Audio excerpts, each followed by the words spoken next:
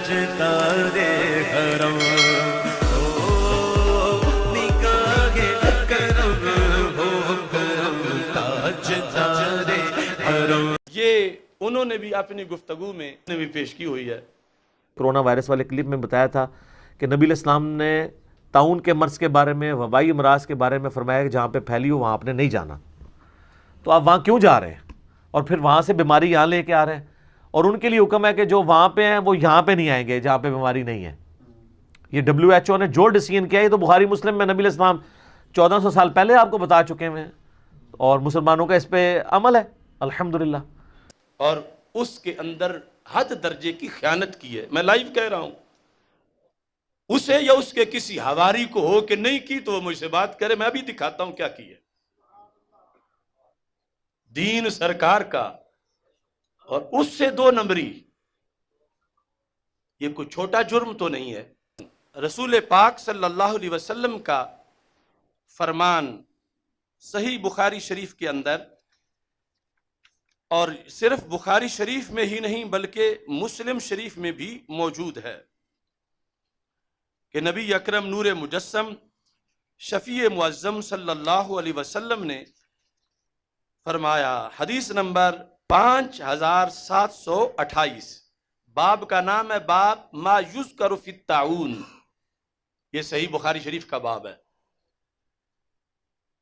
حضرت سعد رضی اللہ تعالی عنہ روایت کرتے ہیں کہ نبی اکرم صلی اللہ علیہ وسلم نے فرمایا، اذا سمعتم بالطاعون بارض فلا تدخلوها، جب تم سن لو کسی زمین میں طاعون ہے تو اس میں نہ داخل ہو.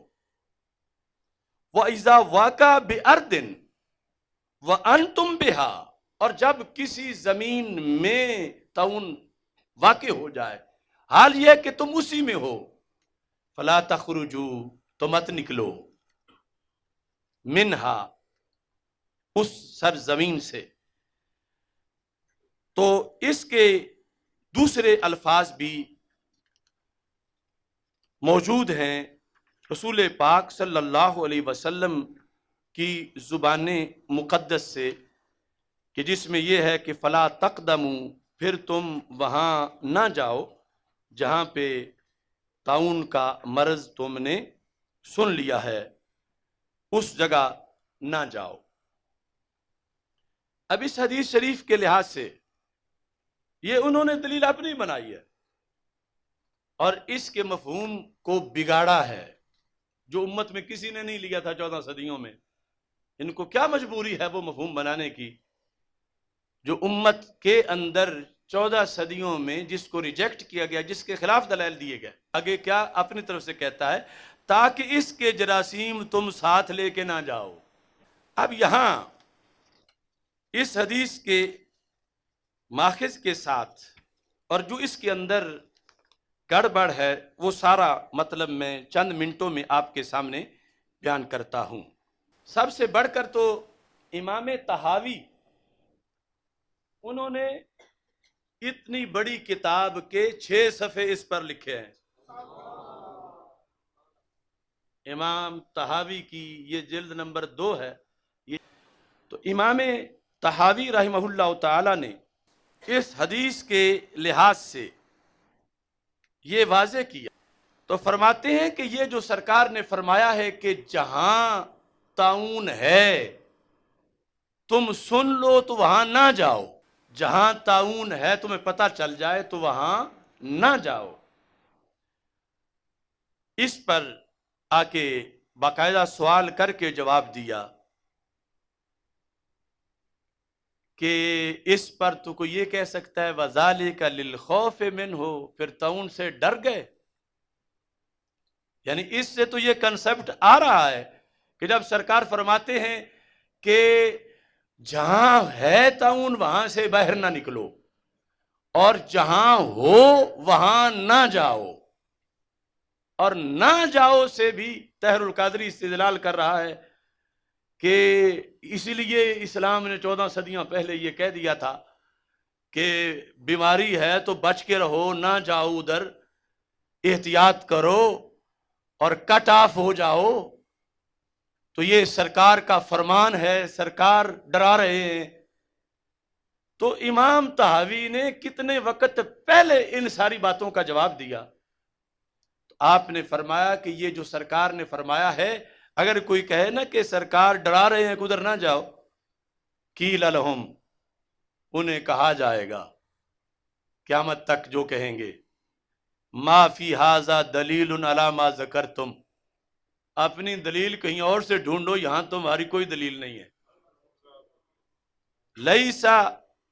لیسا فی ھذا دلیل علی ما ذکرتم، کہ تم یہ مطلب نکال رہے ہو کہ جہاں طاعون ہے سرکار فرماتے ہیں وہاں نہ جاؤ، یعنی اس لیے کہ ڈر جاؤ گے تو مارے جاؤ گے۔ کہا یہ غلط ہے، یہ ہرگز سرکار کا مطلب نہیں ہے۔ کیوں؟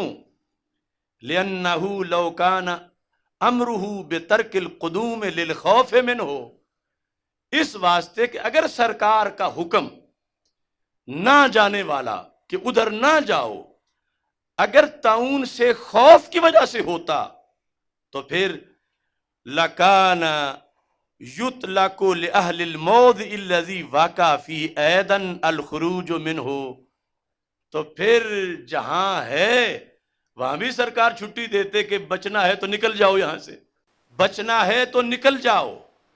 وہاں تم خود حدیث پیش کر رہے ہو کہ فرمایا کہ جہاں ہے وہاں سے نہ نکلو۔ اگر طاعون کا ڈر ہے کہ طاعون والی جگہ پہ مت جاؤ تو پھر بطریق اولا جہاں آئی ہے وہاں سے تو بھاگ جاؤ، یہ مطلب ہونا چاہیے تھا۔ جبکہ سرکار فرماتے ہیں جہاں آئی ہوئی ہے بالکل نہ نکلو، اور جہاں ہو وہاں داخل نہ ہو، تو پتہ چلا کہ داخل نہ ہونا روکنا اور حکمت کے لیے ہے، طاعون کے خوف کے لیے نہیں ہے۔ اگر طاعون کے خوف کے لیے ہوتا تو پھر پہلے یہ حکم دیتے کہ جہاں آ گئی ہے جن کو طاعون نہیں لگا وہ بھاگو جلدی وہاں سے، اور وہاں یہ فرما رہے ہیں کہ وہاں سے نہ نکلو، تو پتہ چلا کہ وہ مطلب نہیں ہے جو یہ ٹولہ آج لے رہا ہے۔ ہمارے امام نے 3 صدی ہجری میں اس کا جواب دیا تھا۔ امام طحاوی جو یہ چیزیں بیان کر رہے تھے جن کی تاریخ ولادت 239 ہجری ہے، کہتے ہیں فَإِن قَالَ قَائِلٌ، اگر کوئی یہ سوال کرے کسی صدی میں کہ امام طحاوی وہ تو تم نے رد کر دیا کہ سرکار نے جو روکا تھا کہ جہاں پہ بھی طاعون ہے مت جاؤ، تو تم نے کہا یہ سرکار طاعون کے خوف کی وجہ سے نہیں روک رہے تھے، کیونکہ سرکار تو آئی ہوئی طاعون کی فضیلت بتاتے ہیں، تو پھر کیوں روک رہے تھے، کیا وجہ تھی روکنے کی؟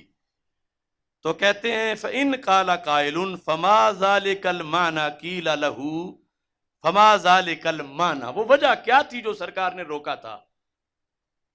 فَمَا ذَلِكَ الْمَعْنَى، یہاں بات ختم ہوگی، آگے قِيلَ لَهُ، اس کو کہا جائے گا۔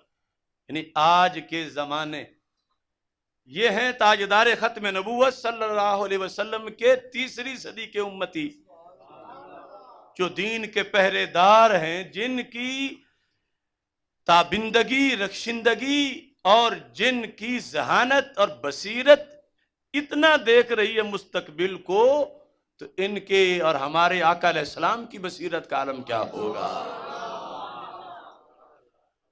تو اس پر یہ الفاظ انہوں نے بتائے کہ اصل بات یہ ہے، قیل لہ،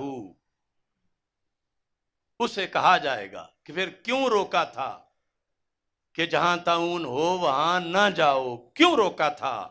اسے کہا جائے گا واللہ اعلم الا اللہ یقدم علیہ رجل فیصیبہ بتقدیر اللہ عز وجل علیہ ان یصیبہ فیقول لولا انی قدمت هذه الارض ما اصابنی هذا الوجه،